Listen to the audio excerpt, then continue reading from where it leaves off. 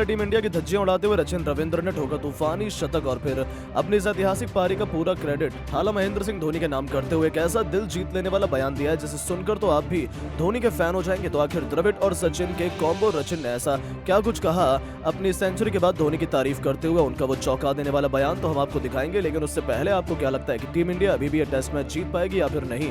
अपनी कीमती राय नीचे कमेंट करके जरूर बताइएगा। दोस्तों, बैंगलोर के चिन्नास्वामी स्टेडियम में इस समय न्यूजीलैंड का दबदबा कायम है क्योंकि न्यूजीलैंड के रचिन रविंद्र ने बैंगलोर टेस्ट में शानदार शतक जड़ाए। ये उनके टेस्ट करियर का दूसरा और भारत के खिलाफ पहला शतक है। रचिन ने अपना शतक 123 गेंदों पर 11 चौके और 2 छक्के की मदद से पूरा किया। रचिन रविंद्र के शतक से बैंगलोर टेस्ट में न्यूजीलैंड की टीम फ्रंट फुट पर दिख रही है। रचिन की इस पारी से न्यूजीलैंड को बड़ा स्कोर बनाने में मदद मिली है। तीसरे दिन लंच तक न्यूजीलैंड ने 7 विकेट के नुकसान पर 345 रन बना लिए। इस समय न्यूजीलैंड के पास 299 रनों की बढ़त है और वो लगातार बढ़ती जा रही है। भारतीय टीम इस मैच में 46 रनों पर ऑल आउट हो गई थी। ऐसे में अब टीम इंडिया पर पारी से हार का खतरा भी मंडरा रहा है। 8वें विकेट के लिए टीम सऊदी और रचिन रविंद्र के बीच 100 रनों से ज्यादा की साझेदारी हो चुकी है। जी हां दोस्तों, 24 साल के रचिन रविंद्र ने अपना पहला शतक साउथ अफ्रीका के खिलाफ इसी साल फरवरी में लगाया था। तब उन्होंने 240 रन की मैराथन पारी खेली थी। बैंगलोर में जमाया टेस्ट शतक न सिर्फ भारत के खिलाफ बल्कि घर से बाहर भी रचिन रविंद्र के बल्ले से निकला पहला। रचिन रविंद्र को एम चिन्नास्वामी स्टेडियम कितना रास आता है, ये भारत के खिलाफ जमाए उनके टेस्ट शतक से एक बार फिर से साबित होता है।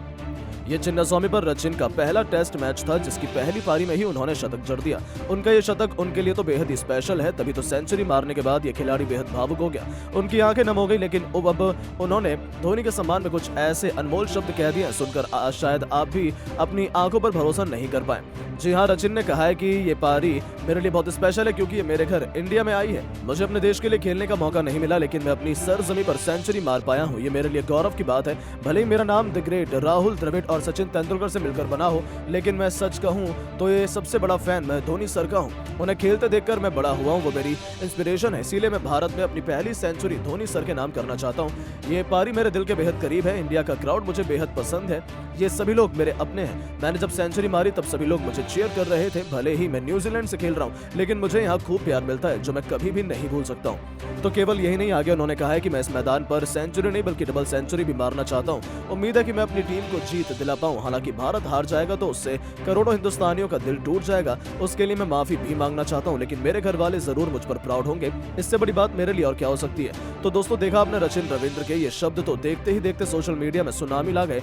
उनका बयान बहुत तेजी से वायरल हो रहा है और लोगों को ये खूब पसंद भी आ रहा है। लेकिन दोस्तों, अब आपको क्या लगता है कि टीम इंडिया अभी भी क्या मैच में वापस आ पाएगी? अपनी कीमती राय नीचे कमेंट करके जरूर बताएं और ऐसी शानदार खबरों के लिए चैनल को सब्सक्राइब जरूर करें। धन्यवाद। दोस्तों, पहले टेस्ट मैच के तीसरे दिन के खेल में रविंद्र जडेजा ने तो बैक टू बैक 3 विकेट निकाले ही साथ ही बुमराह की रफ्तार के आगे घुटने टेकती हुई नजर आई कीवियों की सेना। आखिरकार कैसे इन दोनों ने मिलकर और सिराज ने भी न्यूजीलैंड की टीम के परखच्चे उड़ाते हुए कई टुकड़े करके रख दिए। आपको दोस्तों इनकी जबरदस्त गेंदबाजी का पूरा वीडियो दिखाएंगे, लेकिन उससे पहले आप सभी को क्या लगता है बुमराह और सिराज में बेहतर गेंदबाज कौन है भारत के लिए? नीचे कमेंट जरूर कीजिएगा।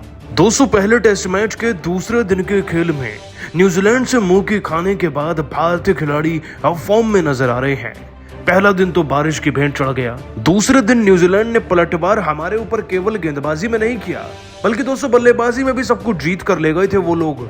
हमें तो 46 पर ऑल आउट किया ही, साथ ही अपनी टीम के लिए लगभग 150 रन बना दिए थे और हमारे ऊपर लीड थी 120 से ज्यादा रनों की। खैर दोस्तों, इसके बाद आज जब तीसरे दिन का खेल शुरू हुआ ना, तब कहानी पलटी। और दोस्तों, कहानी ऐसी पलटी कि भारतीय गेंदबाज बुमराह और जडेजा का नाम सुर्खियों में आखिरकार आ ही गया। देखिए, न्यूजीलैंड की टीम की तरफ से डिवॉन कॉनवे 91 रन की पारी ऑलरेडी खेल के जा चुके थे और रचिन रविंद्र फेविकोल के जोड़ की तरह मैदान में चिपक गए थे। अब भले ही वो बल्लेबाजी करे लेकिन दूसरे छोर से विकेट चटकाने जरूर थे। और दोस्तों, इसीलिए भारतीय क्रिकेट टीम को सबसे पहली सफलता सिराज ने दिलाई थी डेरिल मिशेल का विकेट लेकर। लेकिन टॉम ब्लंडेल, ग्लेन फिलिप्स और मैट हेनरी, इन सबको भी हल्के में नहीं लिया जा सकता था। और दोस्तों, इन तीनों तिगड़ी को आज ताश के पत्तों की तरह बिखेर कर रखा बुमराह और रविंद्र जडेजा की जोड़ी ने। दोस्तों, अगला शिकार था टॉम ब्लंडेल का। बुमराह अपनी रफ्तार से इन्हें चकित करते हुए पारी के 58वें ओवर की चौथी गेंद पर एक ऐसी इन स्विंगर गेंद डालते हैं कि गेंद इनके हाथ में लगकर सीधा पास खड़े राहुल के हाथों में जाती है। दोस्तों टॉम ब्लंडल कैच आउट तो हो जाते हैं, लेकिन अभी भी कुछ विकेट मिलने बाकी थे। फिर भी बुमराह ने इतने बड़े सेटबैक से भारतीय क्रिकेट टीम का कमबैक तो कुछ ना कुछ हद तक कराया ही था। लेकिन ग्लेन फिलिप्स जैसे खतरनाक खिलाड़ी को क्लीन बोल्ड कर देंगे रविंद्र जडेजा, वो भी आने वाले 2 ओवर के अंदर किसने सोचा था। 63वें ओवर की बात है दोस्तों, रविंद्र जडेजा को बुलाया जाता है। अपनी धीमी गति की एक गुगली गेंद का इस्तेमाल करते हुए जडेजा ग्लेन फिलिप्स को पूरी तरीके से ब्लफ करते हैं। गेंद विकेट में घुस जाती है और ये 14 रन पर क्लीन बोल्ड हो जाते हैं। इसके बाद दोस्तों मैट हेनरी की बात करें तो वो भी 65वें ओवर में ही, यानी कि जडेजा के अगले ही ओवर में मात्र 8 रन पर क्लीन बोल्ड होते हैं, जिससे कि दोस्तों ये टीम अब अपने 233 पर 7 विकेट गंवा देती है। दोस्तों कहां न्यूजीलैंड के 193 पर 4 थे और मात्र 30-40 रन के अंतर के बाद 233 पर 7 विकेट हो गए। इसका पूरा श्रेय बुमराह और जडेजा को जाता है। इनफैक्ट दोस्तों बुमराह और जडेजा ने ही भारत का कमबैक कराया है। आप इसी ताबड़तोड़ गेंदबाजी को 10 में से कितने नंबर देंगे नीचे कमेंट करके बताइएगा जरूर, और सब्सक्राइब कीजिए हमारे चैनल को। धन्यवाद। दोस्तों न्यूजीलैंड के खिलाफ केवल 40 रनों के भीतर ही टीम इंडिया के 9 धुरंधर टेक गए। चिन्ना स्वामी के मैदान पर घुटने तो पूरे हिंदुस्तान में तो मातम ही छा गया, तो वहीं भारतीय क्रिकेट टीम के कई बड़े बड़े दिग्गजों का दिल ही टूट गया।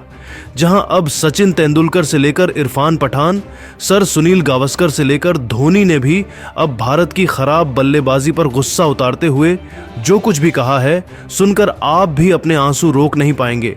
और धोनी का बयान सुने बिना तो कहीं मत जाइएगा। तो क्या कुछ कहा उन्होंने, यह सब तो हम आपको दिखाएंगे ही, लेकिन उससे पहले आपको क्या लगता है कि अभी भी टीम इंडिया ये पहला टेस्ट मैच जीत पाएगी या फिर नहीं? अपनी कीमती राय नीचे कमेंट करके जरूर बताइए। दोस्तों न्यूजीलैंड के खिलाफ टेस्ट सीरीज के लिए पूरा क्रिकेट जगत पॉपकॉर्न लेकर तैयार था। सबको लगा था कि इस टेस्ट सीरीज में तो रोमांच अपनी सारी हदों को पार कर जाएगा, लेकिन बेंगलुरु के चिन्ना स्वामी क्रिकेट स्टेडियम में जो हुआ वह तो केवल करोड़ों हिंदुस्तानियों की आंखों में आंसू देकर गया। जी हां, पहले तो मूसलाधार बारिश के चलते पहले दिन का खेल रद्द हो गया था।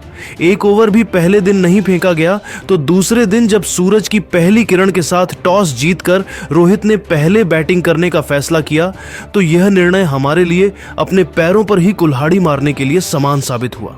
क्योंकि दोस्तों मैदान में भारतीय बल्लेबाजी तो तबाही मचाने के इरादे से उतरे थे, लेकिन तबाही तो मचाई है आज न्यूजीलैंड के गेंदबाजों ने, जिन्होंने दिखा दिया कि क्यों न्यूजीलैंड को दुनिया का one of the best pace attack माना जाता है। उनके गेंदबाजों ने ऐसा टहलका मचाया कि भारत के पूरे बैटिंग क्रम की धज्जियां उड़ा दी। 2 रन ही बना पाए थे। रोहित की सऊदी ने उन्हें पवेलियन चलता कर दिया तो बैटिंग करने उतरे। किंग कोहली और सरफराज खान को तो खाता भी खोलने का मौका न्यूजीलैंड ने नहीं दिया था। यशस्वी जायसवाल अच्छी बैटिंग तो कर रहे थे, लेकिन विलियम और रुक ने केवल 13 रन बनाकर यशस्वी को पवेलियन चलता चल दिया, तो अब तो केवल फॉर्मेलिटी ही बची थी। टॉप ऑन ऑर्डर फ्लॉप हुआ तो लोअर ऑन ऑर्डर से क्या ही उम्मीद करें। राहुल से लेकर जडेजा अश्विन तो खाता तक नहीं खोल पाए थे, और देखते ही देखते केवल 40 रनों के स्कोर पर ही टीम इंडिया ने अपने 9 बल्लेबाजों को गंवा दिया था। पूरा स्टेडियम तो मायूस था ही, तो ही पूरे हिंदुस्तान में उदासी छा गई थी, क्योंकि न्यूजीलैंड ने हमारे घर में घुसकर टीम इंडिया का बुरा हाल कर दिया था। इसके बाद तो हर एक क्रिकेट प्रेमी अपनी टीम से नाराज है, तो वहीं कई बड़े बड़े भारतीय दिग्गज भी खुश नहीं है। जी हां दोस्तों, सबसे पहले तो God of cricket Sachin Tendulkar का कहना है कि अब तो मुझे लग रहा है कि यदि बारिश होती रहती तो वही सबसे अच्छा होता। कम से कम हमारी नाक तो नहीं कटती। 36 साल से न्यूजीलैंड भारत में एक भी मैच नहीं जीत पाई थी, और इस तरीके से उन्होंने आज बदला लिया है कि हमें कहीं मुंह दिखाने लायक नहीं छोड़ा। मैंने ऐसी उम्मीद नहीं की थी कि सितारों से सजा हमारा बैटिंग क्रम इस कदर तहस नहस हो जाएगा। यह देखना काफी दर्ददायी और निराशाजनक है। तो वहीं दोस्तों सर सुनील गावस्कर ने भी अपने ही खिलाड़ियों को लताड़े लगाते हुए कहा कि यही होता है जब आप अधिक ओवर कॉन्फिडेंट आ जाते हैं। भारतीय टीम को लगा था कि हिंदुस्तान में कोई हमें हरा ही नहीं सकता, इसी कारण भारतीय बल्लेबाजी गलती कर बैठे। रोहित कोहली, ये दोनों तो टीम इंडिया के सबसे सीनियर खिलाड़ी हैं, इन्हें जिम्मेदारी लेनी चाहिए थी, लेकिन सबसे मुश्किल समय में हमारे 2 सीनियर ही सबसे पहले आउट हुए, तो बाकियों से क्या ही उम्मीद करें। अब यदि टीम इंडिया यह मैच भी बचा ले तो भी चमत्कार होगा।